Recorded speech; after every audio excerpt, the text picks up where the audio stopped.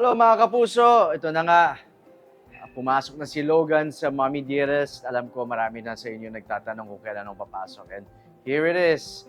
Nakita niyo na yung mga interesting outfits ko at marami pa kayong maaabangan dyan. Pero most importantly, ano nga ba magiging papel ni Logan sa buhay ni Emma o kay Jade or Olive?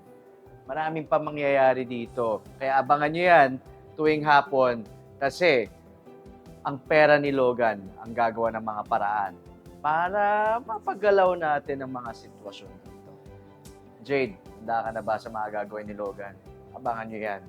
O siya, may eksena muna si Logan. Trabaho muna ako ha.